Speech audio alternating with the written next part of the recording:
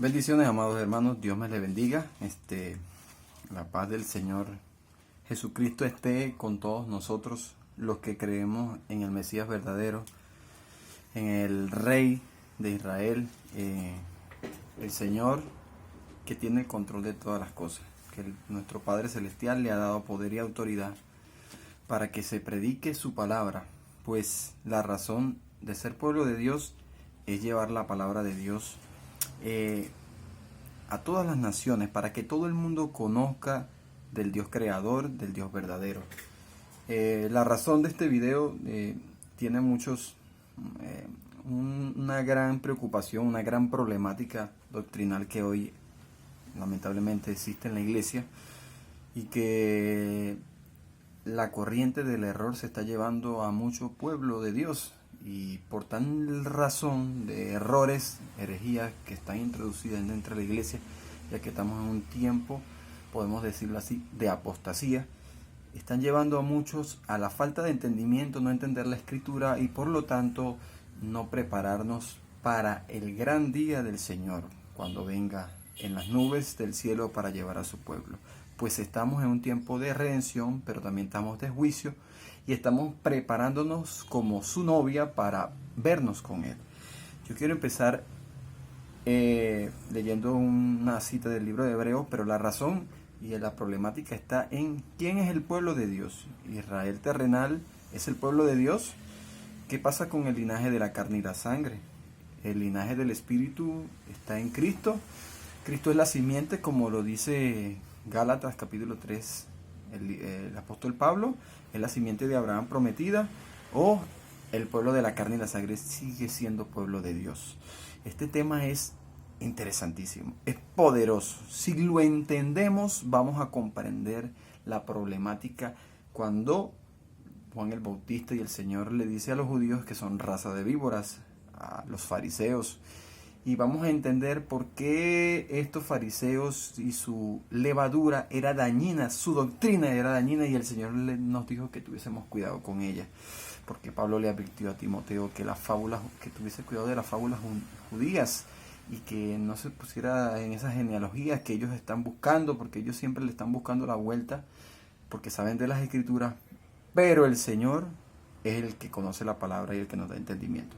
La palabra del Señor dice en el libro de Hebreos, capítulo 5, versículo 11, acerca de esto no tenemos que decir, y difícil de explicar, por cuanto os habéis hecho tardos para oír, porque debiendo ser ya maestros, después de tanto tiempo tenéis necesidad que os vuelva a enseñar cuáles son los primeros rudimentos de las palabras de Dios, y habéis llegado a ser tales que tenéis necesidad de leche y no de alimento sólido. Y todo aquel que participa de la leche es inexperto en la palabra de justicia, porque es niño. Pero el alimento sólido es para los que han alcanzado madurez, para los que por el uso tienen los sentidos ejercitados en el discernimiento del bien y del mal.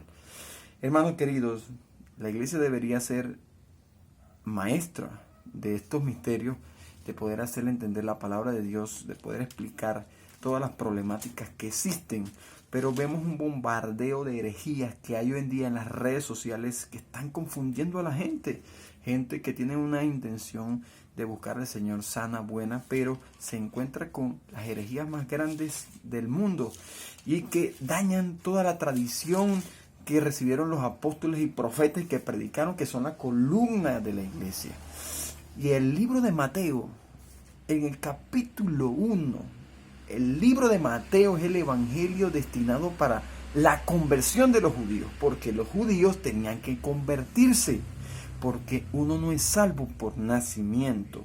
Y en el Antiguo Testamento se puede evidenciar esto que estoy diciendo, ya que si fuese por nacimiento, Esaú fuese salvo, porque Esaú era primogénito, hijo de Isaac y de Rebeca. Si vemos por nacimiento, Ismael era hijo de Abraham. Si podemos ver muchos casos, la tribu de Dan, que no está en el templo celestial del libro Apocalipsis, nació en Israel, pero no fue salva. Judas, judío, pero no fue salvo. Quiere decir que nacer nacer del pueblo de Dios, según por la carne y por la sangre, no te hace salvo. Y el libro de Mateo está hablando de una genealogía.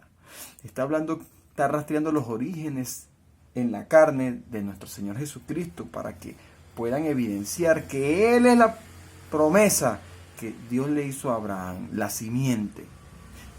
Gálatas lo confirma diciendo que Él es la simiente. Y también dice que Él es hijo de David, queriendo decir que Él es el heredero y las promesas que Dios le hizo a David están cumplidas en Cristo. Casi en dos palabras, hijo de Abraham, hijo de David, está resumiendo y dando una conclusión de que este que ha nacido es el rey. Esta es la simiente prometida, este es el Mesías esperado por Israel. Y esto tiene un gran problema, porque los que no aceptan al Mesías, dice, los que no creen que Cristo vino en carne, ¿sí? Este es el anticristo, dice el libro de Juan. Entonces, Mateo empieza hablando claramente de la genealogía y empieza a nombrar varios nombres. Y hay muchas cosas que nos tienen que llamar la atención cuando leemos las genealogías del libro del Antiguo Testamento. El Padre engendra al Hijo. Todas las genealogías lo dicen así. La semilla del Padre engendra al Hijo. No ves en ningún momento a la madre por ningún lado. No hay muchos casos de esos. Creo que solamente un caso en el Antiguo Testamento que sale.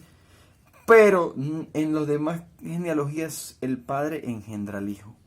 Porque así es la tradición, la carne y la sangre se va heredando. Porque Dios va transmitiendo a través de esa, va haciendo una secuencia, un seguimiento de dónde va a nacer el Mesías. La profecía de Génesis 3:15 dice que la simiente de la mujer le pisará la cabeza. Entonces aquí hay varias cosas interesantes que la profecía bíblica, que las escrituras nos está diciendo acerca del Mesías. Y en el primer caso, y es que cuando empieza a hablar de la genealogía, cuando llega a José, dice Jacob engendró a José, marido de María. No dice José engendró a Jesús, como diciendo lo lógico sería que José engendrara a Jesús, es lo normal. Quiere decir que aquí hay un hecho milagroso, aquí hay algo que el Mateo le quiere decir al judío que ponga su mente en ello, que aquí hay algo. Y Mateo hace como, deja esa interrogante. Y cuando empieza el versículo 18, cuando dice el nacimiento de Jesucristo, le explica cómo fue que nació Jesús. Y dice que fue engendrado por el Espíritu de Dios en el vientre de María. Y esto, los únicos que se oponen a esto, vienen de fuentes judías, que no aceptan que Cristo es el Mesías.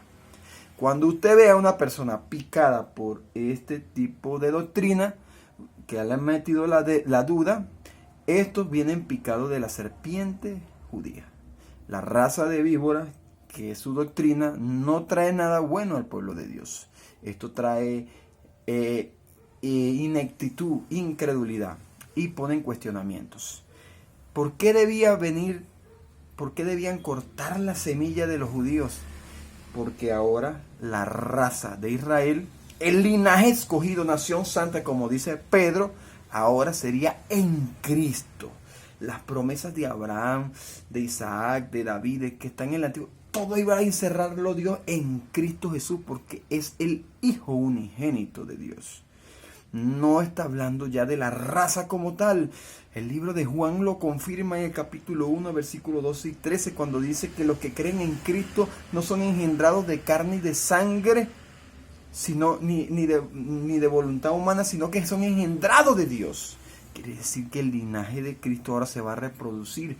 Cuando usted ve en el libro de Apocalipsis, cuando dice de todo linaje, de toda tribu, de toda nación, dice entonces que el linaje ahora es en Cristo Jesús, para que los gentiles, como desde el Antiguo Testamento, desde el libro de Génesis, Dios le viene anunciando que la salvación va a ir también a los gentiles.